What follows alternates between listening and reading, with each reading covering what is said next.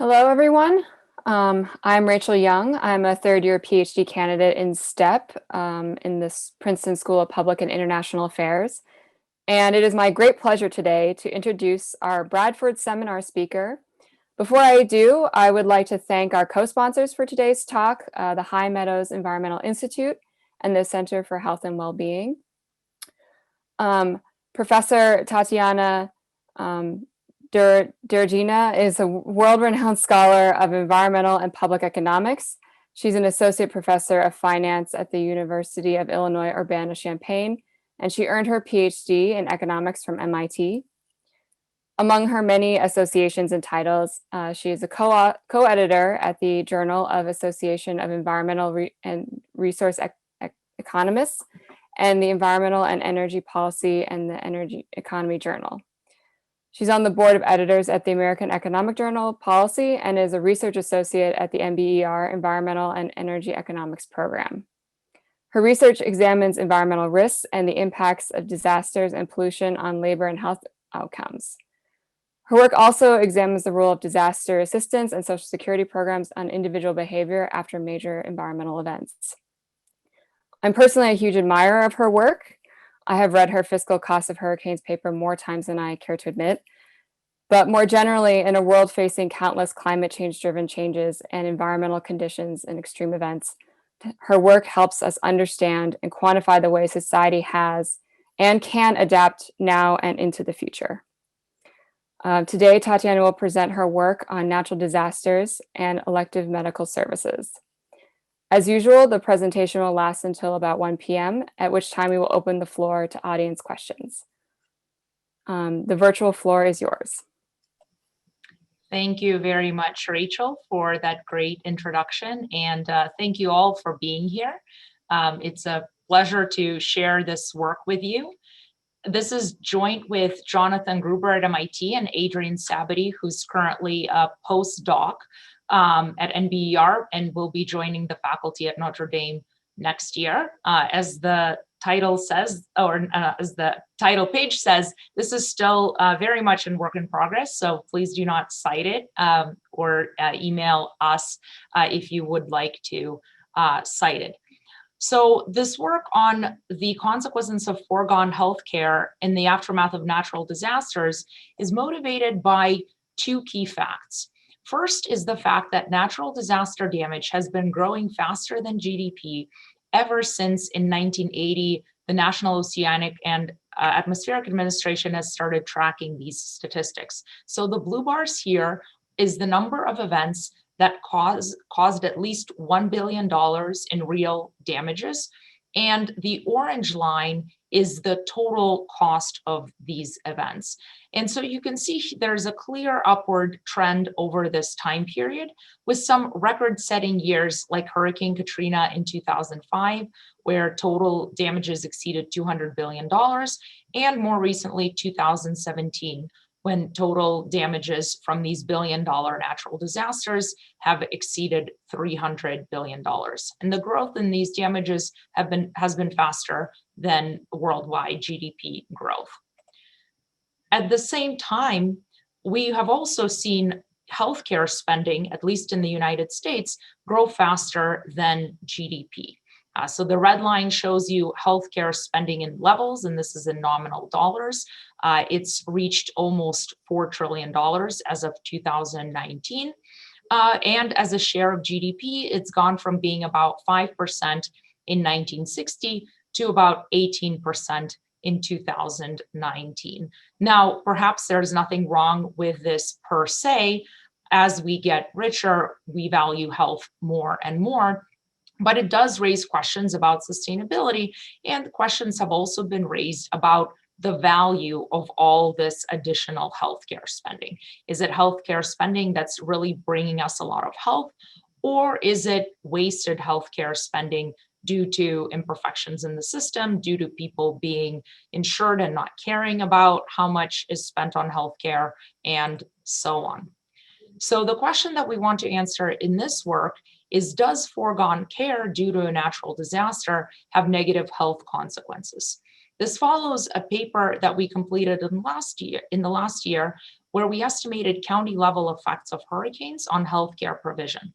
And so what we found there is that utilization and spending fall by about 7% in the month of landfall, which is quite substantial considering that a hurricane really only disrupts things for a couple of days on average.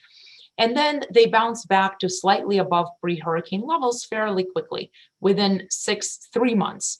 And a lot of the care appears to be made up in the next year. However, some services like hernia procedures and orthopedic procedures appear to be permanently reduced. And so in this work, we want to understand whether this reduction in care carries with it negative health consequences separate from the health consequences of the hurricane itself. Now, the findings have important policy implications. First, they help us better understand how to design optimal disaster aid. If foregone care in the aftermath of a natural disaster carries with it a lot of negative health consequences, then we may really want to target disaster aid to minimize disruptions in healthcare. These estimates are also relevant for understanding the value of quote unquote marginal care. As I'll argue here, the reductions in care that we're seeing are more likely to be care that can be put off for at least some period of time rather than really urgent care. Our findings also have implications for other disruptions to healthcare, like the current COVID-19 pandemic, which has reduced elective spending by as much as 40%, at least in the early days. That reduction could carry with it significant long-run negative health consequences, or it may not, depending on whether that care was truly valuable to the patient or whether it was low-value marginal care. Now, estimating the effects of missed care on both health and healthcare utilization is challenging. Is when we're using hurricanes, because we need to account for any direct health effects of hurricanes. So the best way to think about the health consequences of missed care due to a hurricane is that it's an indirect effect, but there might be direct effects itself, because hurricanes can cause people to be stressed out, they can have income effects, and so on. So that's the first challenge. The second challenge is we also need to know whose healthcare was delayed or eliminated, so we can compare these individuals to hurricane-affected individuals whose healthcare was not delayed or eliminated. So our approach will involve identifying Medicare beneficiaries who have pre-operative visits or pre-ops 3 to 30 days before hurricane landfall. And as I'll show you, this is very predictive of having a surgery later on, or having a pre-op appointment is highly predictive of having a surgery in a short period of time. And then I'm going to show you that the hurricane reduces the probability that these pre-op individuals have surgeries.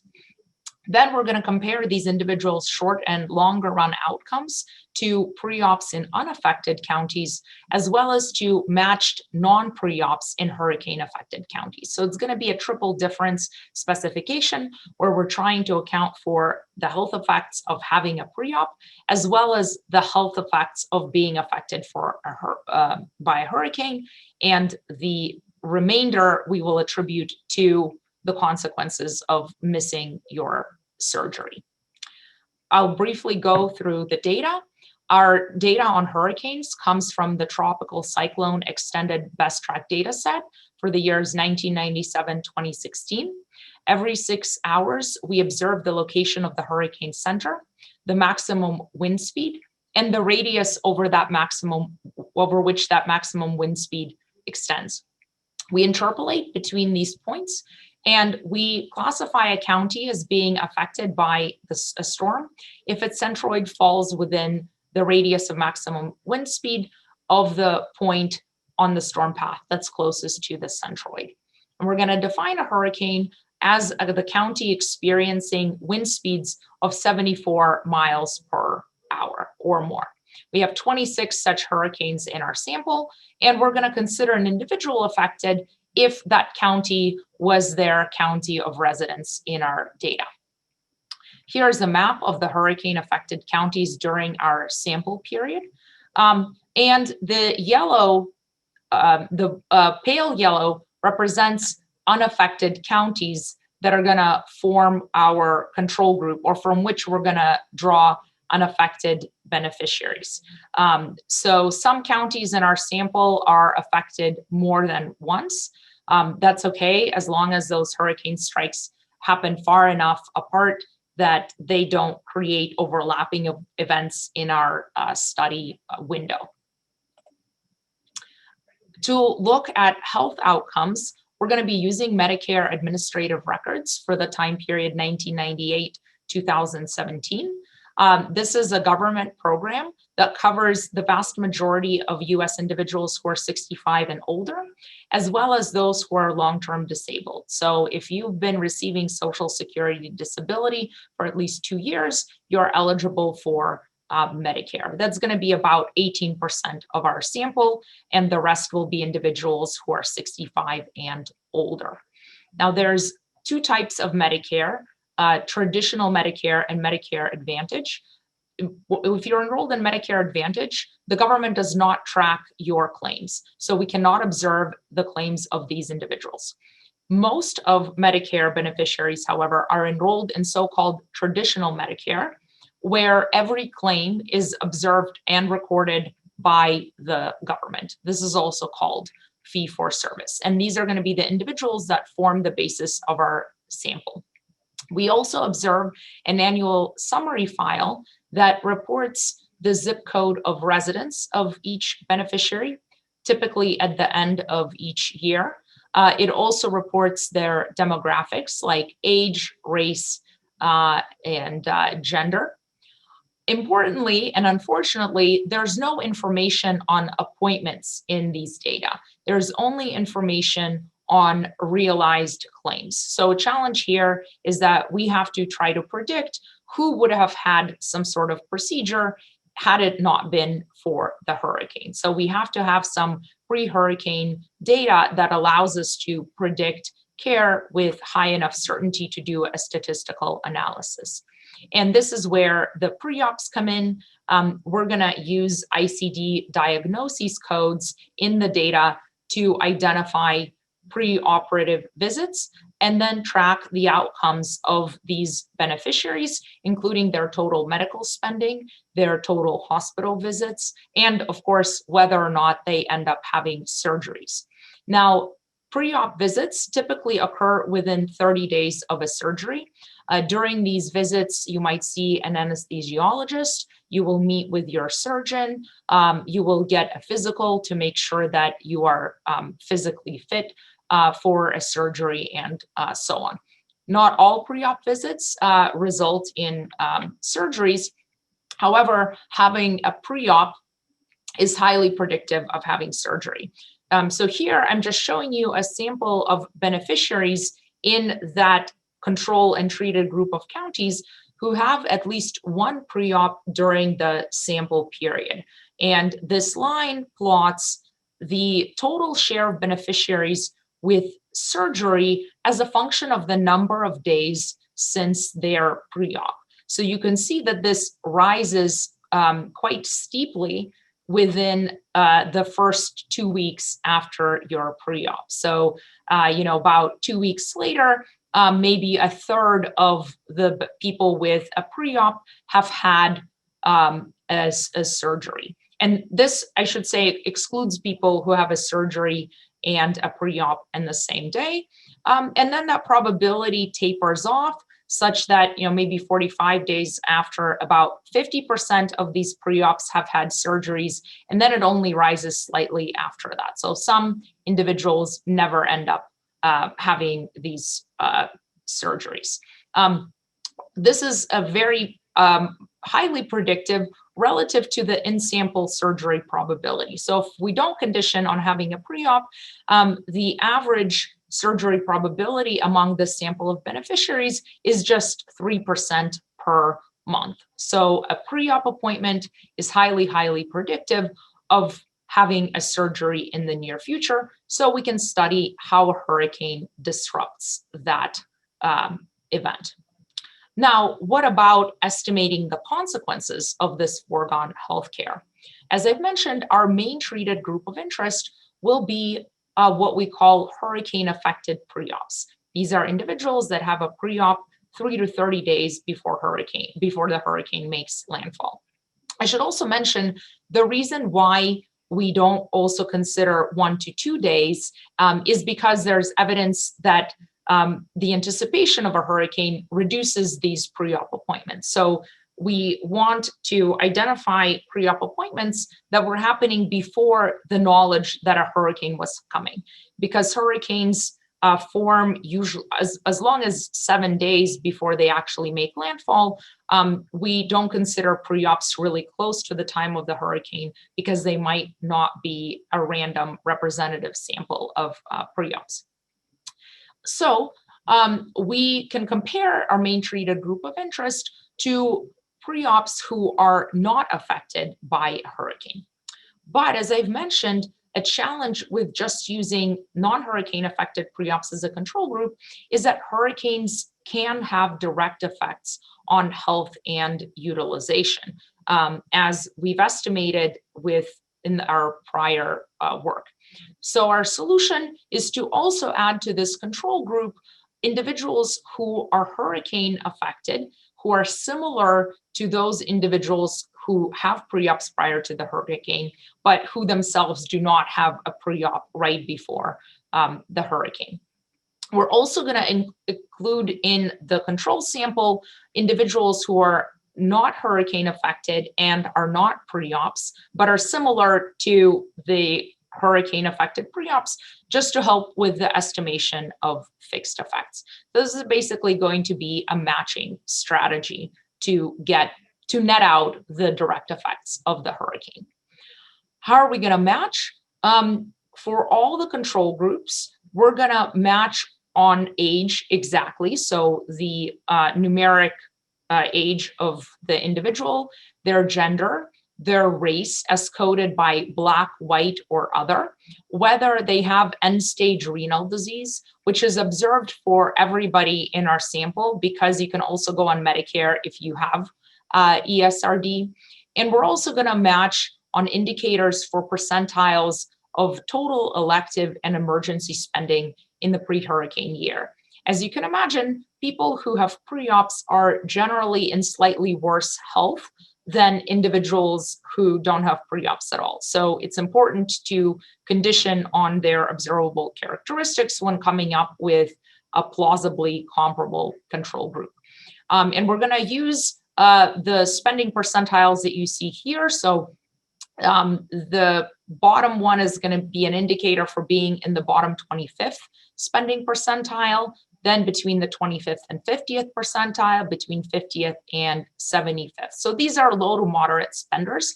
As we get into higher spending, we're going to break it up more finely, again, to make sure that we have a pretty good match between the treated and the control. So we're going to have an indicator for being between the 75th and the 90th percentile, between the 90th and the 95th percentile, between the 95th and the 99th percentile, and then an indicator for being in the very top percentile. So if you've ever worked with healthcare spending, you know that there's a very long right tail of high spenders, and so we want to match on that. And we're going to do these spending percentiles separately for total, elective, and emergency. For the non-hurricane affected pre-ops, we're also going to match on the pre-op month and year. So we're going to be picking individuals who look similar on demographic characteristics and who are also having their pre-op in the same month as our affected pre-ops. For the hurricane affected non-pre-ops, we're also going to be matching on the pre-hurricane year county, because obviously we want to find individuals who are affected by the same hurricane. And then if there are some hurricane affected pre-ops that don't have any matching controls in the Medicare data, we're going to drop these. Now, there's a lot of people on Medicare, millions and millions of individuals. So for the vast majority of hurricane affected pre-ops, we are able to find an exact match on these characteristics. So we're not losing much of the sample here. Now, here are some summary statistics. I'm not going to go through all of these, but the 4 groups are here. This is hurricane plus pre-op, no hurricane but has a pre-op, hurricane but no pre-op, and no hurricane and no pre-op. We have about 6,800 hurricane pre-ops in our data, about 6,000 hurricane and no pre-ops, and then slightly more individuals who are hurricane affected but don't have a pre-op, or are not hurricane affected and do not have a pre-op. So for the most part, our matching works quite well. People are very similar on age, gender, and whether or not they have surgeries. So relative, this is, I should say, an annual probability of having surgery. These are pretty comparable to each other. We're doing somewhat less well on a few of these, like race and ESRD, and that's something that we plan to improve in the future. In terms of annual utilization, we're doing pretty well. I also want to just give you a sense of how much utilization these individuals have. So on average, during a given year, the typical hurricane pre-op will have 24 claims. I should say these are summary statistics for the first year. We observed these beneficiaries in our data. This is not affected by the hurricane because they have to be in the data for at least 1 year for us to match them. So these are not endogenous with respect to the hurricane. They get admitted to the hospital an average of 5.3 times per year. They have almost 20 elective visits. Emergency visits are fairly rare, even among this sample, about half a visit per year. Emergency admissions, where you first go to the emergency room and you are subsequently admitted to the hospital, are even rare, on average 1/5 of an admission per year. Then we also observe 30-day readmission rates. So after being admitted to the hospital and being released, the probability that you get readmitted within 30 days, which is considered a sign that your care was substandard. This is unconditional, so this is not conditional on having an admission in the first place. So the mean here is pretty low, just 0.07 readmissions. In terms of annual spending, on average, our hurricane pre-ops have almost $50,000 in charges per year, which is significantly higher than the typical Medicare beneficiaries. Most of these charges are elective, almost 47 out of 50,000. Surgeries make up a lot of the elective charges here, and for other samples as well.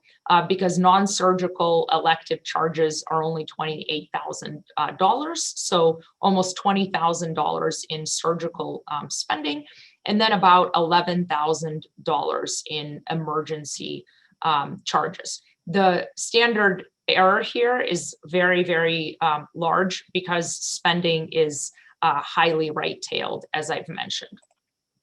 Okay, so now let me tell you about our estimation strategy. As I've mentioned, it's going to be a triple difference. On the left-hand side, we're going to have some outcome of interest of individual I in month M in year Y. And we're going to regress that on whether you were affected by the hurricane, which is the HER indicator, and you were a treated individual, meaning you had a pre-op.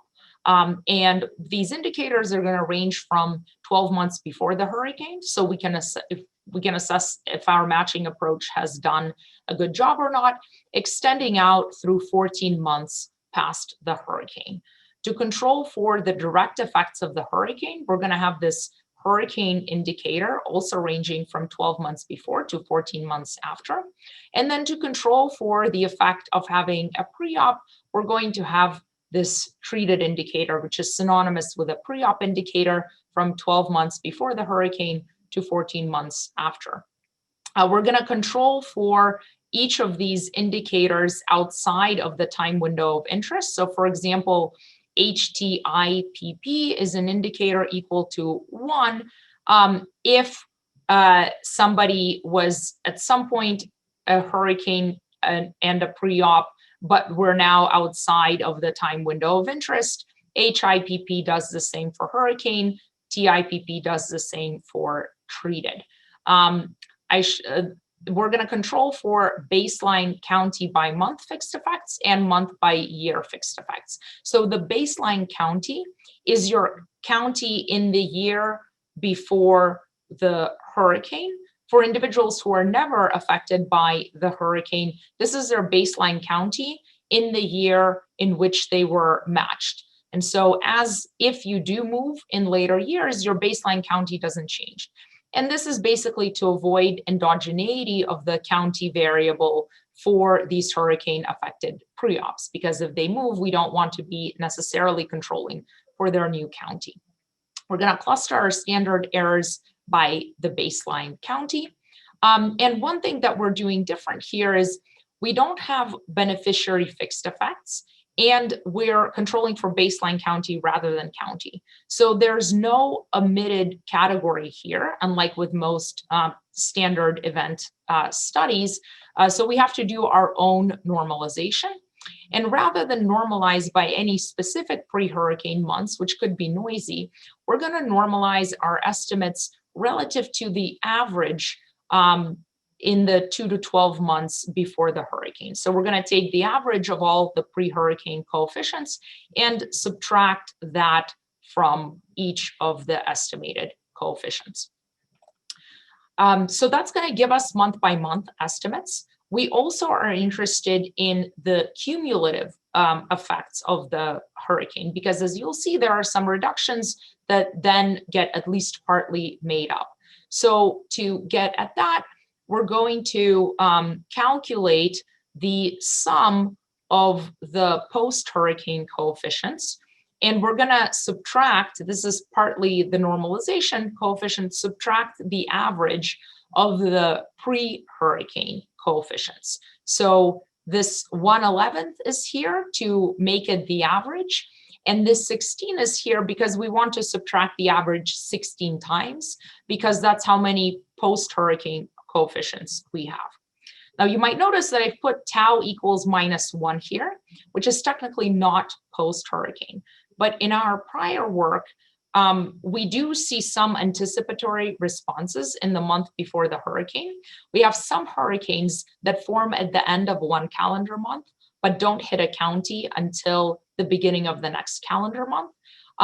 And this is causing tau equal to -1 to reflect some of the effects of the hurricane. So that's why we're including it with the rest of the post-hurricane coefficients.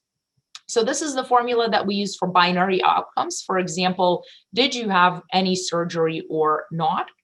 For logged outcomes, we're going to calculate the cumulative effect as the sum of the exponentiated coefficients, -1, and multiplied by the pre-hurricane mean of the outcome among the hurricane-affected pre-ops. And both of these will give us the cumulative effect 14 months after the hurricane in levels for each outcome. Okay, so now let me dive into the results.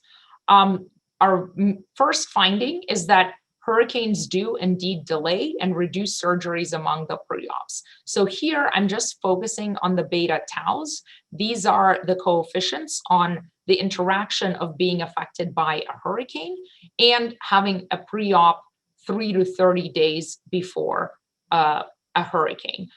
So here we're controlling for the occurrence of the hurricane itself with the hurricane indicators, and we're also controlling for having a pre-op itself with the pre-op indicators. So you see quite a drastic reduction in the probability of having a surgery in the month of the hurricane, more than a 20 percentage point decrease.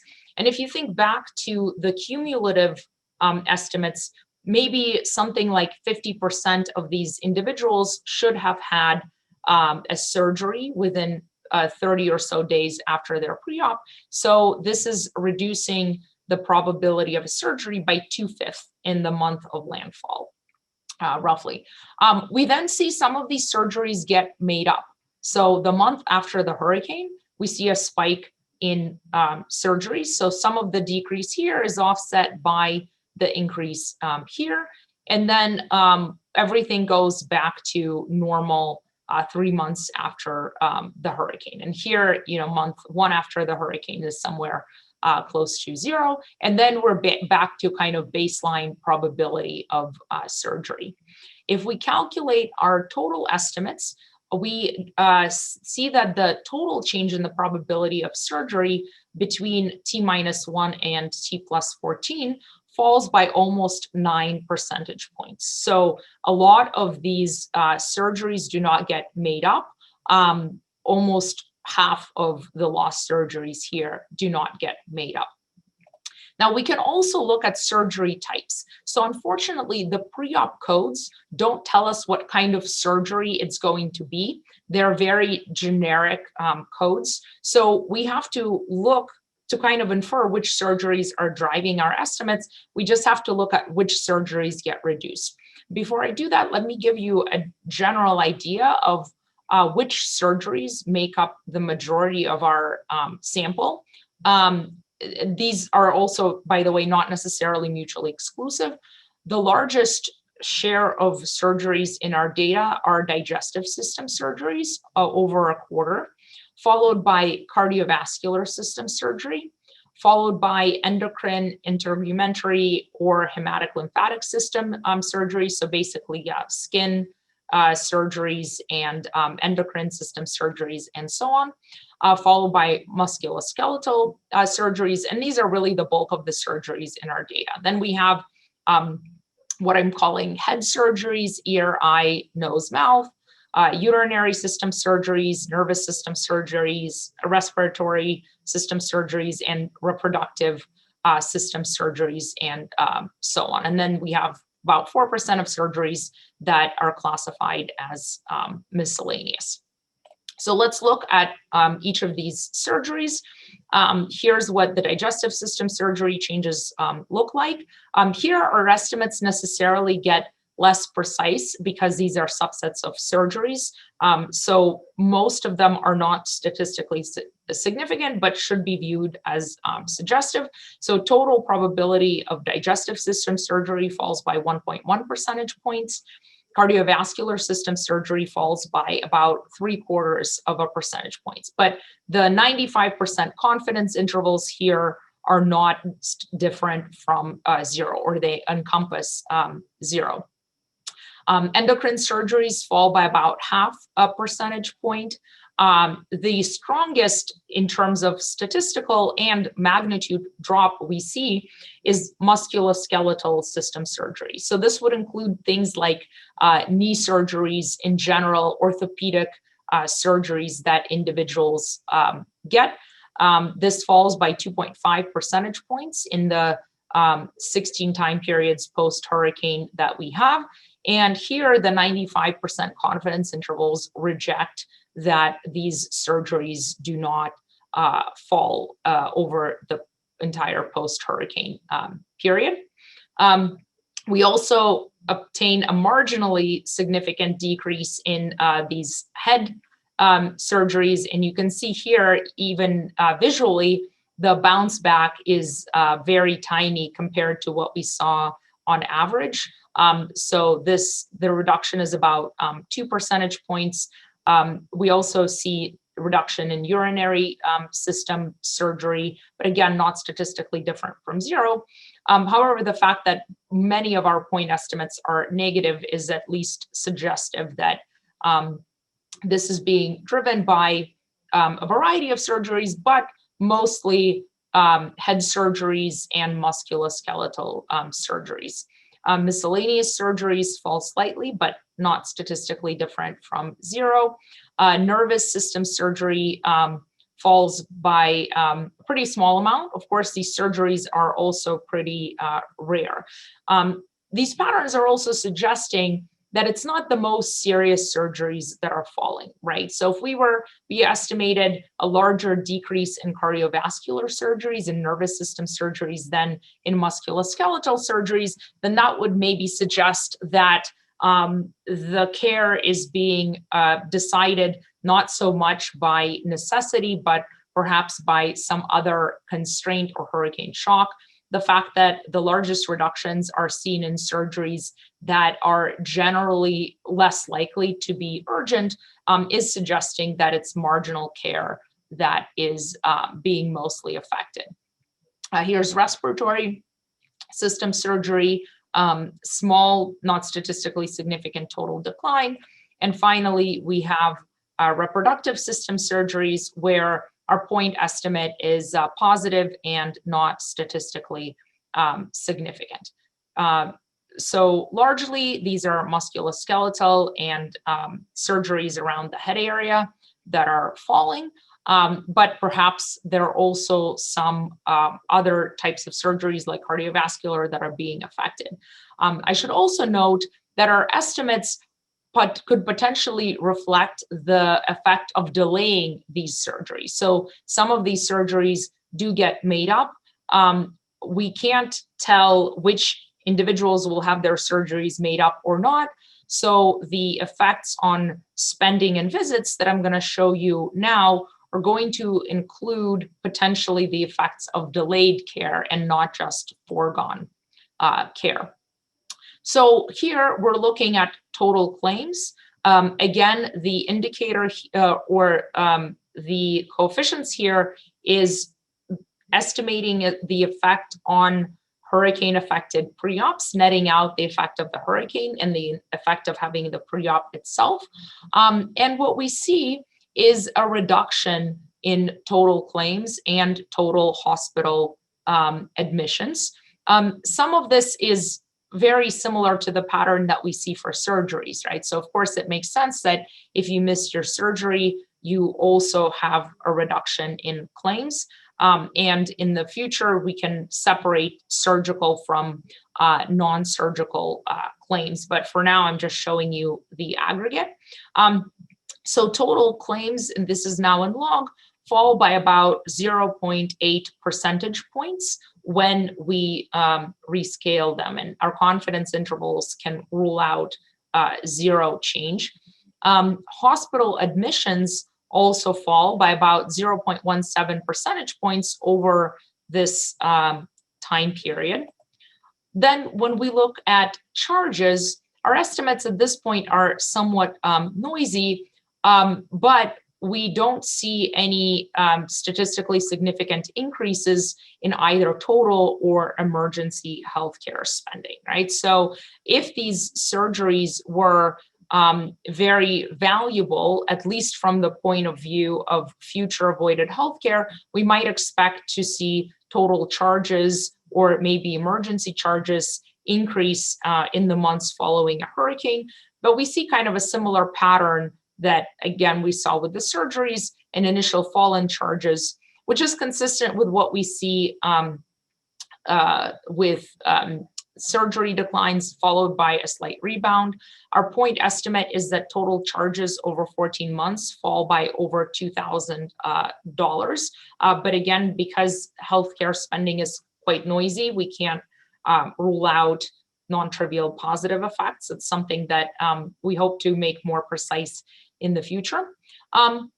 And we also observe a negative point estimate on total emergency spending.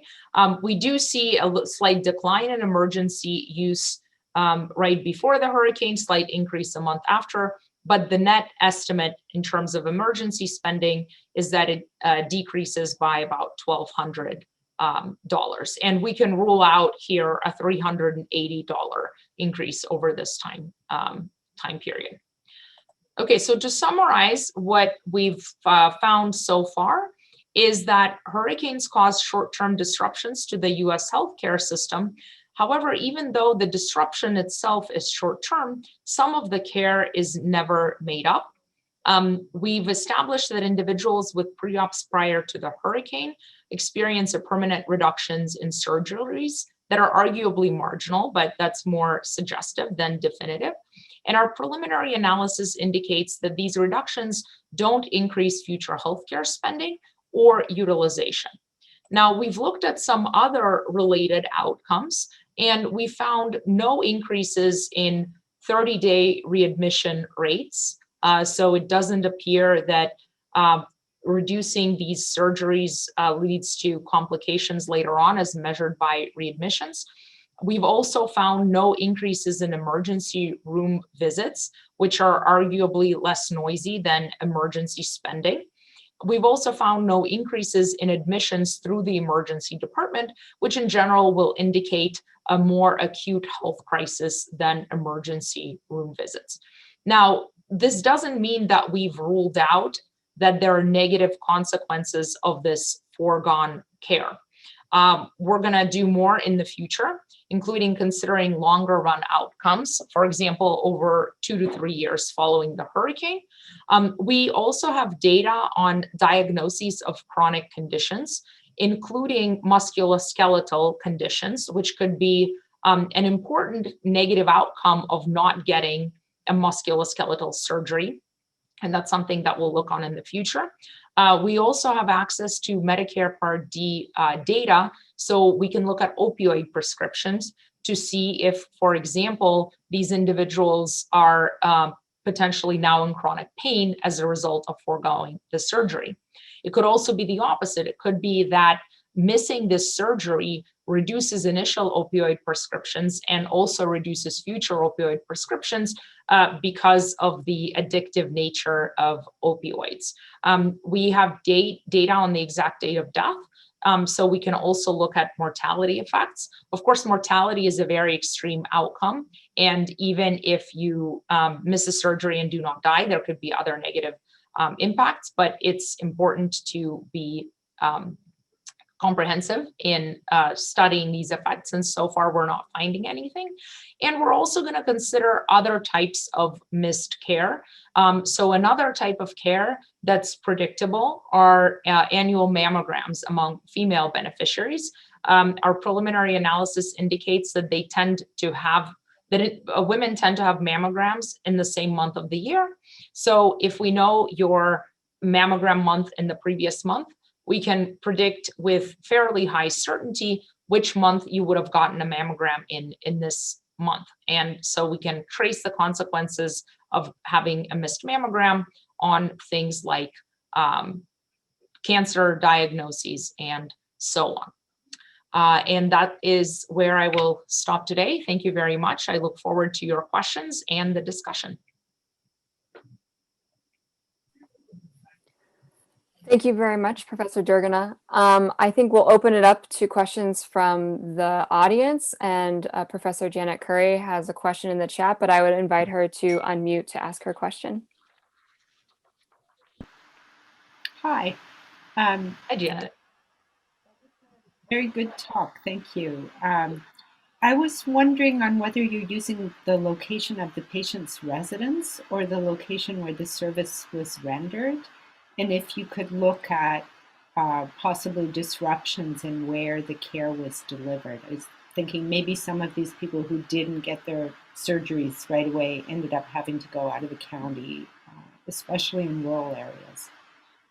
Yeah, that's a great point. So we are using the location of the patient's residence, and we're tracking their care regardless of where they go to get their care. So if they go out of county to get their surgery, if the hurricane pushes them out of the county, we'll pick that up. But I agree that could be another important source of disrupted care, having to go outside of your regular, network. And that's definitely something we can look at is, did you get your care outside of your county of residence?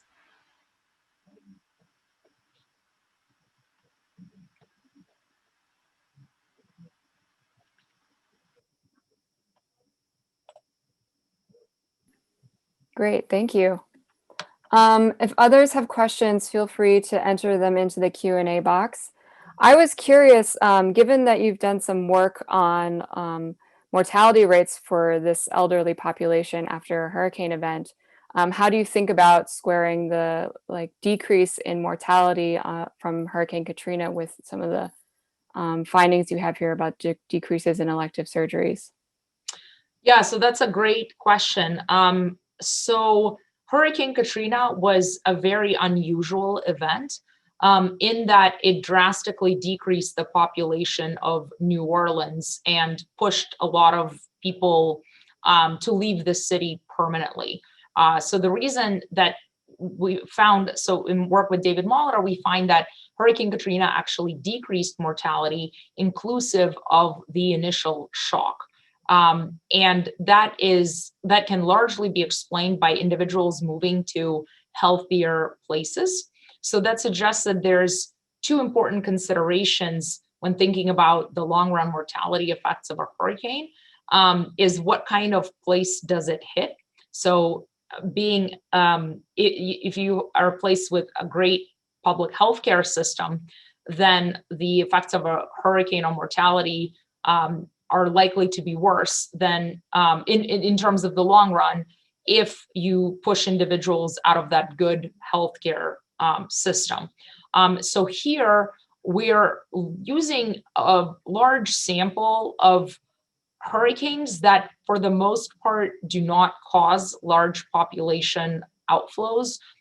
We do have Hurricane Sandy in the sample, but the data are going to be overwhelmingly driven by kind of less extreme hurricanes. And that's one reason why the estimates could be quite different.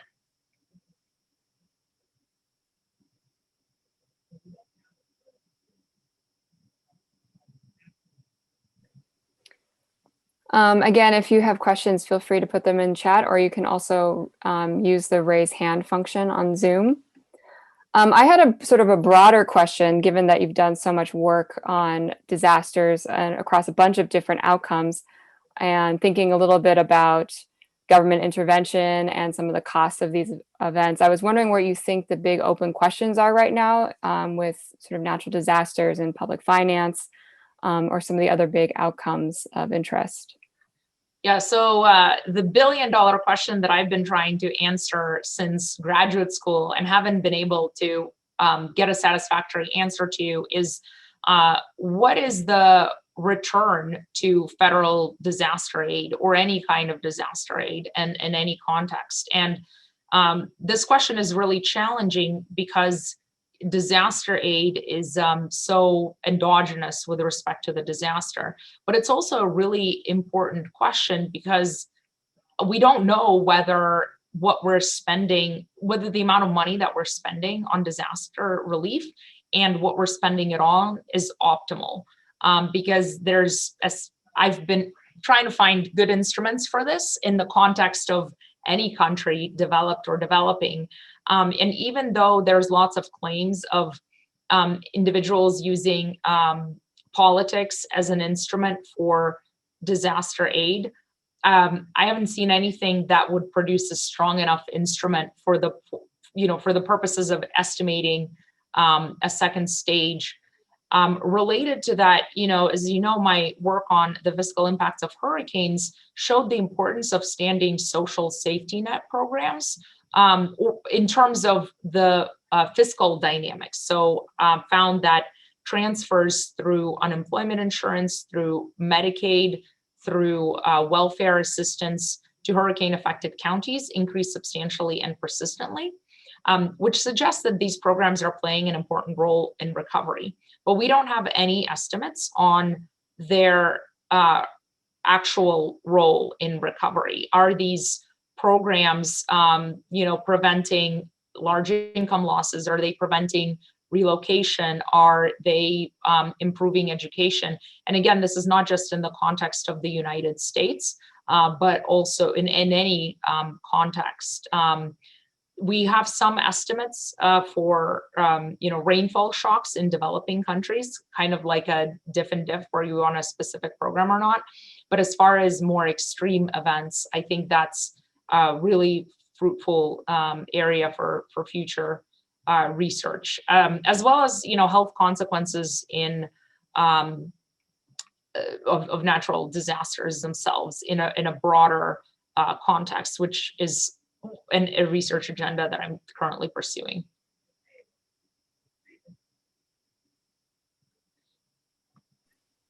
Yeah, I'm curious if you could talk a little bit more about the broader health impacts of disasters. A lot of your work has been focused on Medicaid recipients, and which is like a very particular, highly vulnerable population. But there are other sort of highly vulnerable populations as well. Yeah, definitely. And so it's Medicaid is for individuals. We are actually looking at Medicare, which is for the elderly. And there's a lot that we actually haven't done yet. So my colleague David Molitor and I are planning on gathering a large sample of natural disasters and looking at healthcare spending, as well as looking at these chronic condition diagnoses in a broader sample of natural disasters. Based on our work with Hurricane Katrina, we sort of have a hypothesis that these effects are going to vary depending on the quality of the public healthcare system, depending on how much relocation the disaster induces. But these are hypotheses that could turn out to be wrong. So it's important to verify them. And again, we haven't looked beyond mortality really, even for this population. And then it is true that there are other populations for like the Medicaid who are on one hand younger, but on the other hand, they're more susceptible to labor market fluctuations. In the Medicare data, most individuals are out of the labor force. So while the hurricane may affect their assets and their wealth, it's not going to affect their labor market possibilities. Whereas for a younger population, despite being in better health, they could potentially suffer adverse effects, potentially advantageous effects. It really depends on, again, like where you're starting out and whether the hurricane pushes you to leave that place. So I think considering those populations is also really useful.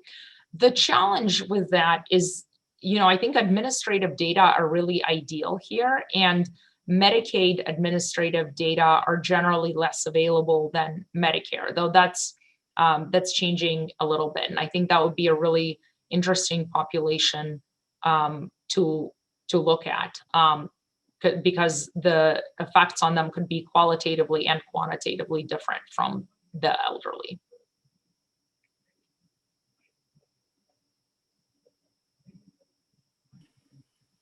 Yeah, and I'm curious, I know some of your work has looked a little bit more at labor market outcomes after events, and obviously that's really important, looking at people's wages, their income, whether or not they're able to stay in the labor market if they get pushed out. I was wondering how, if you've done any future work or thinking about any future work on those labor market outcomes, and how you think about the current literature looking at disasters in the labor market. Yeah, so I don't have any specific research plan, although we are trying to, with the tax data, to get at some of these social safety net questions using kinks in the ITC schedule and sort of cutoffs in eligibility of young children for in cutoffs in ages of children for certain credit programs, and then kind of seeing how that interacts with labor market outcomes. So that's one planned project. I think looking at, again, a broader sample of natural disasters can be very informative, because so far we have, mostly people focusing on Hurricane Katrina, which I think can provide some general lessons, but the best way to learn general lessons is to estimate things, for a general population of natural disasters. One challenge I think will be statistical, because these natural disasters are not as extreme as Hurricane Katrina. Statistical power might be an issue, which is again where administrative data can be really helpful.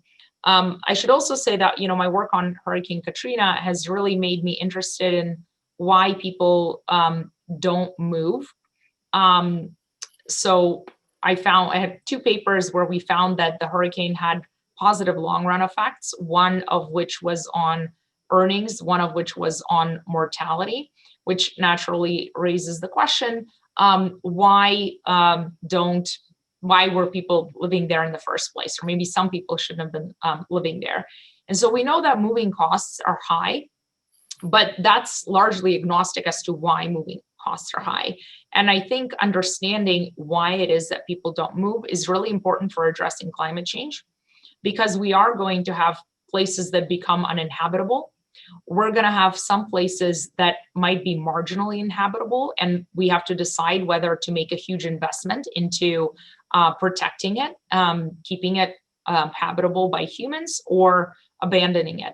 And understanding what it is that ties people to place is important. For example, if it's your family, which is one of the possibilities, then it's not a big deal to relocate as long as we relocate families together.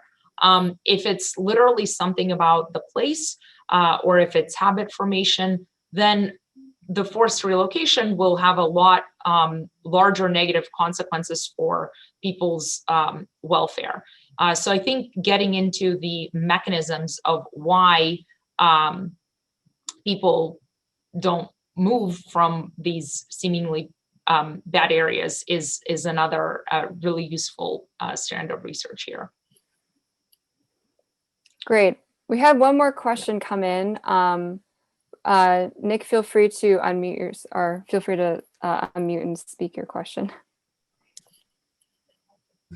Yeah, thank you. And thanks for a great talk. I was just curious if you, to the extent that you've kind of worked with or looked at the CEC's social vulnerability index, I think it's like a compilation of 15 different kind of demographic indicators. And I'm just curious if you had any thoughts on how your findings might inform kind of a more refined index. Like, for example, is there an interaction effect between some of the indicators around like race and housing status and that kind of thing that they collect, and then the effect of of foregone healthcare in the immediate aftermath of a disaster? Thanks. Yeah, that's a great question. And to be honest, we probably haven't done enough heterogeneity analysis in these two recent papers to be able to speak to that well at this point. Our average estimates suggest that there aren't any negative long run effects. But that doesn't mean that for some communities, there aren't kind of worse consequences that should be taken into account when we're thinking about vulnerability. So that's something that we should look at. Thank you for that question and implicit suggestion. All right, well, I think we can wrap it up for today. Thank you so much again for your excellent talk. And I would just like to remind folks that we have one more seminar in this series next week at the usual time. Thank you again, Professor Deryugina, and thank you everyone for attending. Have a good day. Thank you very much, everybody.